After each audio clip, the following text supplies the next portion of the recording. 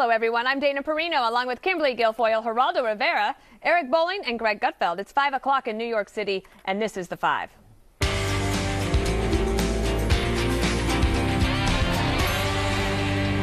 A very busy weekend and another busy day today for Donald Trump, the president-elect, as he works to form his cabinet and fill other key posts in his administration. On Saturday, 2012 GOP nominee Mitt Romney met with Mr. Trump at his golf club in Bedminster, New Jersey. He may be in consideration for the job of Secretary of State, even after trading critical words with the president-elect during the heated campaign season. Today, another one-time adversary, Rick Perry, was spotted at Trump Tower. The former Texas governor may be a contender to lead the Defense or Energy departments. Also meeting with Mr. Trump, Oklahoma Governor Mary Fallin, who could be chosen to head the Interior Department, and former U.S. Senator Scott Brown, friend of ours, in possible contention for Veterans Affairs Secretary. Lots and lots here. Let's first look at a soundbite from the meeting with Governor Romney, and then we'll get Kimberly's reaction. We had a far-reaching conversation with regard to the various theaters of the world with interests of the United States of real significance. We discussed those areas and exchanged our views on those topics. Very thorough and in-depth discussion in the time we had, and appreciate the chance to speak with the President-elect and look forward to the coming administration. Did you bury the things that it's going to be doing.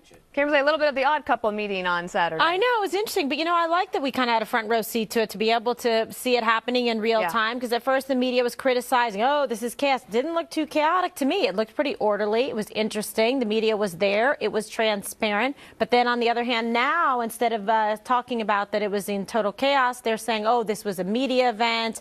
It's turned into the whole, Trump show, et cetera, et cetera.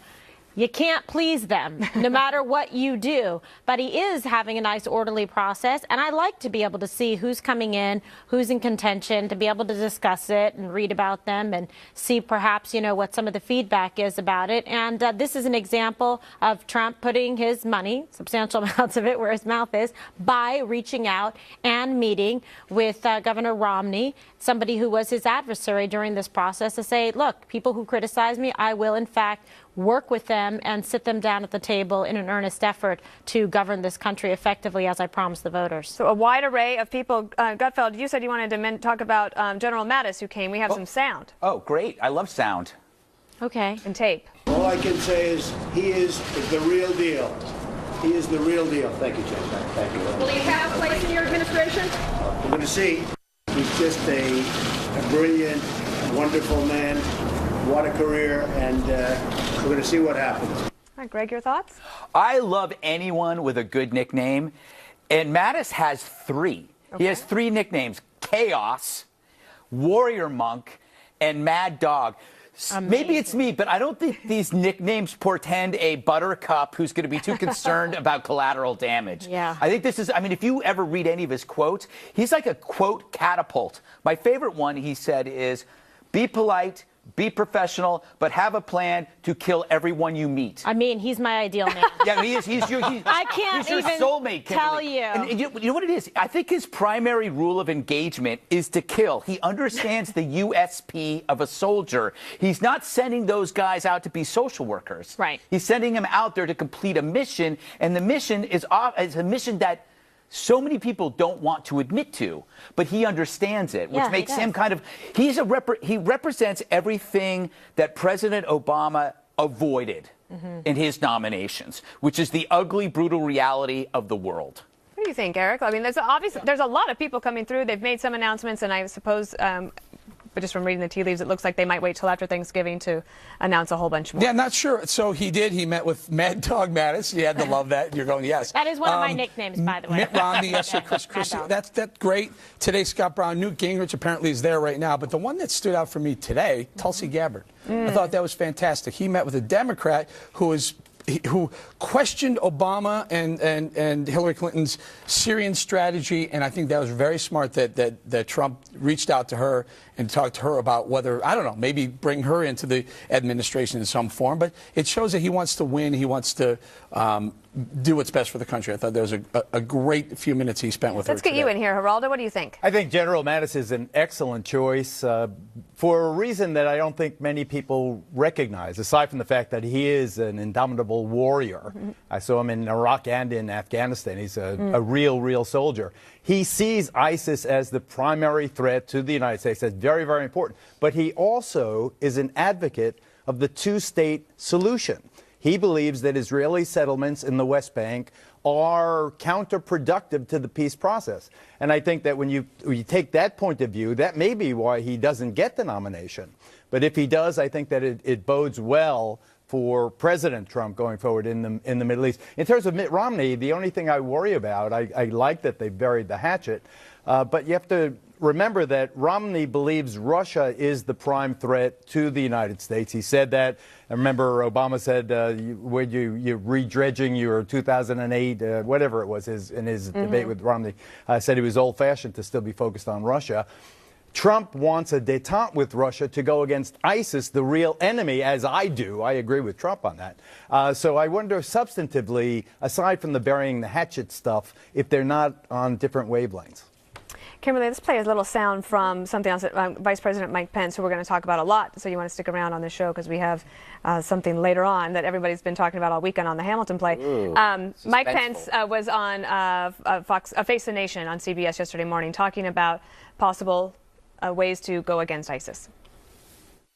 President Donald Trump is going to focus on confronting and defeating radical Islamic terrorism as a threat to this country. And we're going to have a president again who will never say what we'll never do. I think in President-elect Donald Trump, you have someone who believes that we shouldn't be telling the enemy what our tactics or our strategies are. The enemy already knows that waterboarding is not something the United States does. Is it going to be reassessed by the Trump administration? Well, I think the president-elect made his views on that quite clear during the course of the campaign. I think one thing, Kimberly, he could have added is that the Trump administration will follow the law, but we will not going to tell the enemy what we're going to do. But otherwise, pretty tough. Yeah, and good. They should be, because this was the message. It's consistent, on point with the campaign. So he nailed that landing. The Russian judge would even give him a 10. So that's what he should be saying. I'm not going to tell anybody what I'm going to do to you if you're very bad. Let yourself live in fear about this and suspense, because you have to have all tools on the table to be able to utilize to your advantage, especially in the face of non-compliance with your adversary. Okay, so that's it. No more light pink line drawn in the sand. When it's red, it's the enemy's blood that's spilled. Just ask Mattis. Greg, I wondered if the environmental community today was freaking out that maybe somebody from Texas would end up at the Energy Department, and Rick Perry apparently meeting today with that being a possible job for him. Yeah, again, though, I can't help but think if this is some kind of kabuki theater like that President-elect Trump is inviting all the exes over that spurned him, and now he's rubbing their face in it. Because I just can't see Perry. Perry was one of the first and the hardest at the beginning. But I want to talk about the fact that there are more women. That you're seeing more women being up there, and it's going to be hard for liberal critics now to use that as an excuse when I think there must be 4 to maybe half a dozen women that are being looked at, right? I think so. There was at least 4. Yeah, so I mean what are they? So yeah, they're going to have to demand. They're going to have to say, okay, what can they demand now? Lactose intolerant vegans? Are they going to have to go for height challenged, warlocks like myself? Yeah, I was going to say you. Yeah, they're going to have to find they're going to have to. They're running out of criticism. The more you see Democrats. He had at least 2 Democrats there. Maybe more. It's fairly common to have a Democrat join an administration, Geraldo, because I think it really kind of started with Bill Clinton when he had William Cohen as his Secretary of Defense. I actually saw William Cohen endorsing the selection of General Mattis if it comes to that. Rick Perry, I don't see. I remember him sitting right here. I happened to be a co-host, and he was running for president. And everybody reminded him that he didn't remember the Department of Energy when asked, So maybe that's good. But I think that the kabuki theater might have hit it. The one that really scares me, though, is Chris Kobach, the current Secretary of State of Kansas for Department of Homeland Security. I know why. because he is the hardest. First of all, he's for the Muslim registry, which I am opposed to. We had a Muslim registry from 2002 to 2003. People forget that. And as a result of it, 14,000 Muslim immigrants who had overstayed their visa were deported.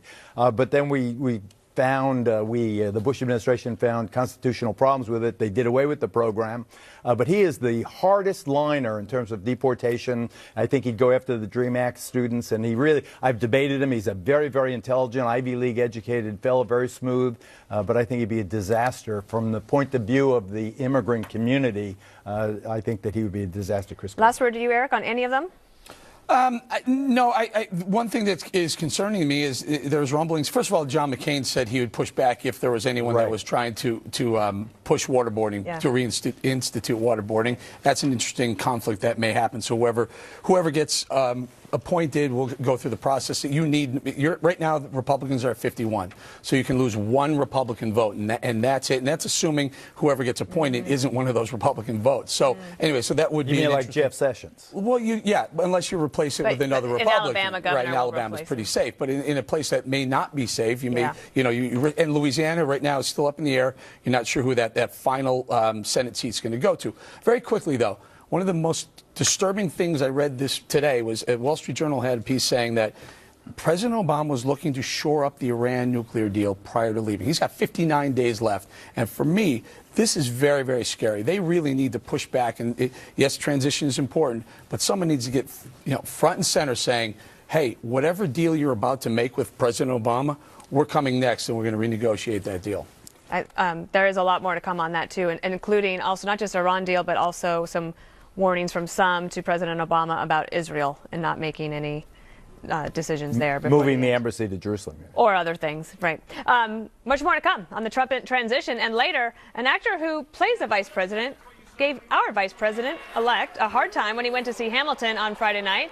It got Mr. Trump upset, but Mike Pence has a different takeaway. His reaction is next on The 5.